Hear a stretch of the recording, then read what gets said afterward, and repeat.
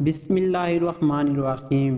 میرے والد کے ہاں شادی کے 10 برس بعد تک اولاد نہ ہوئی۔ ڈاکٹر، حکیم، پیر، فقیر، دوا دارو اور تعویذ گنڈے آزما لیے، لیکن ثمر مراد جھولی میں نہ آیا۔ ہر طرف سے مایوس ہو کر ماں باپ صبر کر کے بیٹھ گئے کہ بہت سو کے ہاں اولاد نہیں ہوتی۔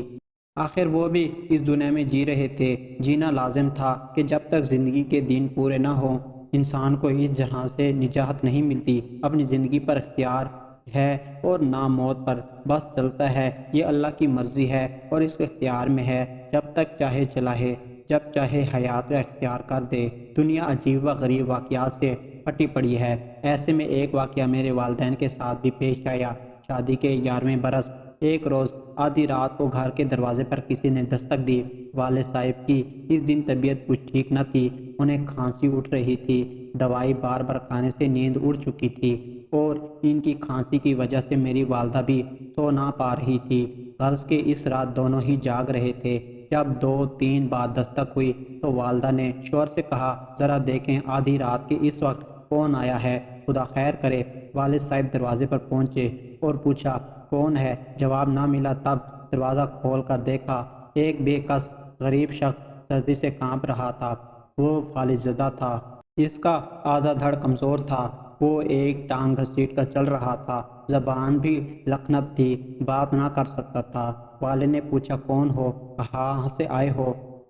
والد نے پوچھا کون ہو، کہاں سے آئے ہو، کیا چاہتے ہو؟ بڑی مشکل سے اڑک اڑک کر بولا، پردیسی ہوں، فیصل آباد سے آیا ہوں، غلط بس میں بیٹھ گیا، یہاں اترا تو کسی کو نہیں جانتا، رات ہو گئی، ادھر ادھر پھرتا رہا ہوں، اب آوارہ کتے مجھ کو خوفزدہ کر رہے ہیں، اس لیے آپ کا دروازہ کھٹکھٹا دیا، مجھے اندر آنے دیں، آج کی رات پناہ چاہیے، سخت سردی ہے، کل صبح چلا جاؤں گا۔ اس کی حالت سے اشکار تھا کہ سچ بول رہا ہے۔ والد صاحب نے کچھ سوچ کر دروازہ کھول دیا، اس کو بازو سے تھام کر اندر لے آئے۔ گیراج میں چارپائی پڑی ہوئی تھی، اس پر بٹھایا، پھر امی سے کہا کہ کچھ کھانے کو ہے تو دے دو، ایک غریب مسافر ہے، اس کو کھانا ہے۔ والدہ کچن میں گئی اور کھانا گرم کر کے دے دیا۔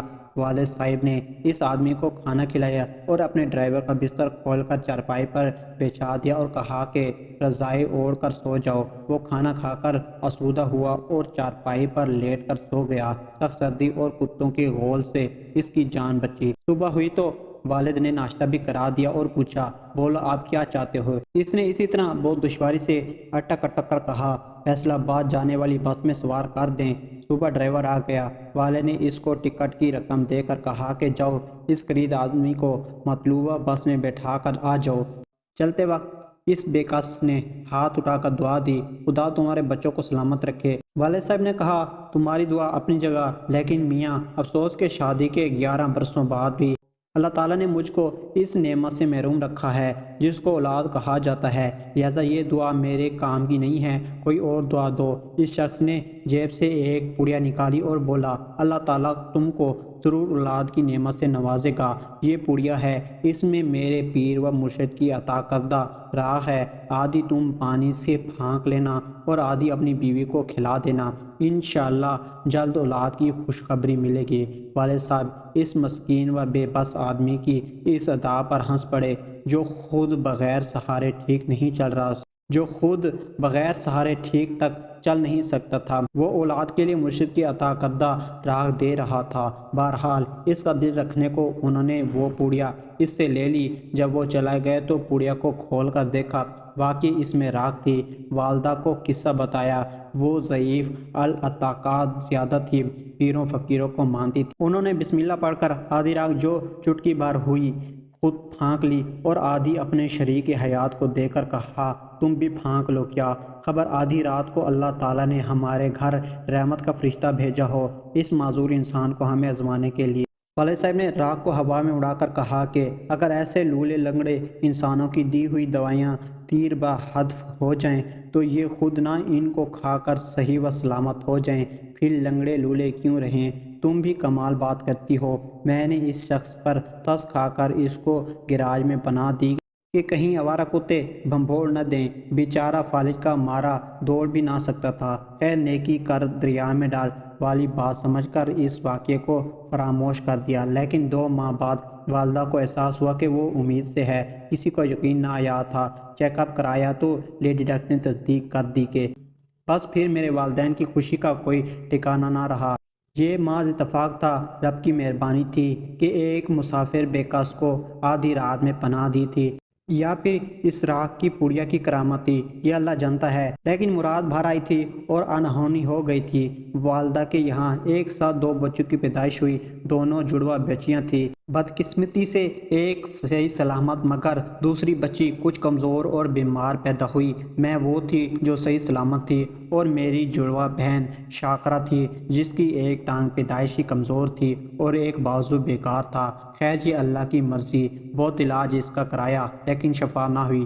ہم دونوں وقت کے ساتھ ساتھ بڑی ہوتی گئی۔ میں ٹھیک ٹھاک بھاگ دوڑ سکتی تھی، چل بھی سکتی تھی، لیکن شاکرہ چل پھر نہ سکتی تھی کیونکہ آدھا دھڑ بیمار تھا، ٹانگ اور بازو دونوں بے جان تھے۔ وہ اب ویل چیئر پر زندگی بسر کرنے پر مجبور تھی۔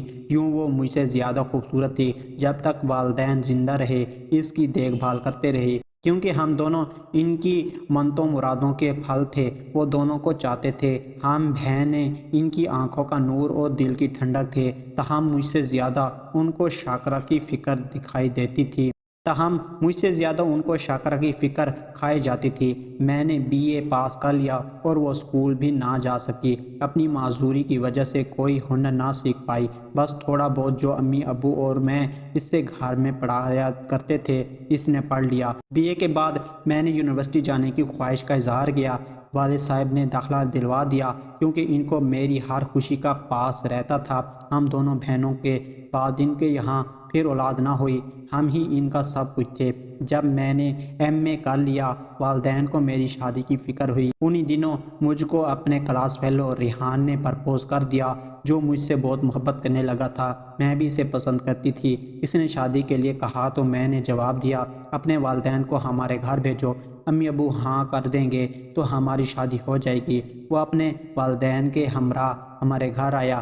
میرے والدین نے اس کو پسند کیا، لیکن ساتھ عجیب شرط رکھ دی کہ اگر اس کے والدین اپنے دوسرے بیٹے کے لیے شاکرہ کا رشتہ قبول کر لیں تو وہ میرا بیاہ ریحان سے کر دیں گے، ورنہ انکار ہے۔ یہ شرط سن کر اس کے والدین سکتے میں آ گئے، لیکن گھر جا کر اس معاملے پر سرد مہری اختیار کر لی گئی تھی۔ ریحان کو مجھ سے بہت محبت تھی اور وہ میرے علاوہ کسی اور سے شادی نہ کرنا چاہتا تھا۔ یہی حال میرا بھی تھا، لیکن اس کے والدین میرے والدین کی شرط پوری کرنے سے قاصر تھے۔ ریحان کا ایک ہی چھوٹا بھائی تھا جو انجینئرنگ کے آخری سال میں تھا۔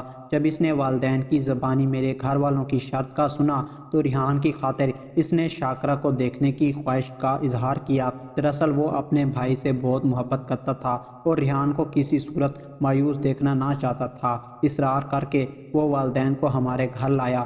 اس کا نام فیضان تھا۔ فیضان شاکرہ سے ملا، کچھ دیر باتیں کی، پھر اس نے میرے اور اپنے والدین کو رضامند کیا، عندیہ دے دیا کہ وہ شاکرہ سے شادی کرے گا۔ یہ ایک بہت بڑی خوشخبری تھی میرے والدین کے لیے، لیکن ریحان کے ماں باپ بالکل خوش نہ تھے۔ ایک بیٹے کی خوشی کی خاطر دوسرا قربانی کا بکرا بن گیا تھا۔ ایک معذور لڑکی کو قبول کر لیا تھا۔ والدین کو فیضان نے تعویلیں دے کر قائل کر لیا۔ یوں ہم دونوں بہنوں کی شادیاں ایک ہی گھرانے میں 2 بھائیوں سے ہو گئی۔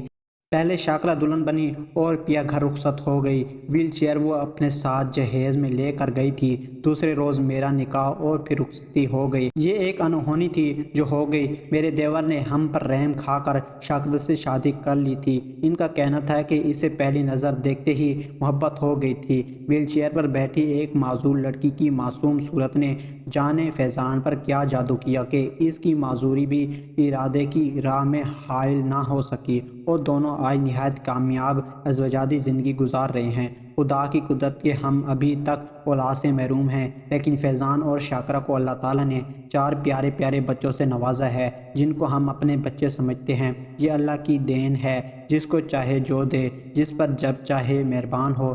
اپنی حکمتیں وہ خود جانتا ہے، جو راز ہم نہیں جان سکتے وہ ان رازوں کا آمین ہے۔ ہم اب بھی ایک ساتھ رہتے ہیں۔ میری بہن اولاد جنم دینے کے قابل ہے لیکن پال نہیں سکتی۔ لہٰذا ان کی اولادوں کو میں نے بہت پیارے اپنے بچے سمجھ کر پالا ہے۔ یہ بچے مجھے اپنی بڑی امی سمجھتے ہیں، ماں کو چھوٹی امی کہتے ہیں، اور ہم چاروں ان سے ان قدر محبت کرتے ہیں کہ ان کی وجہ سے علیحدہ نہیں ہوتے، اکٹھے رہتے ہیں۔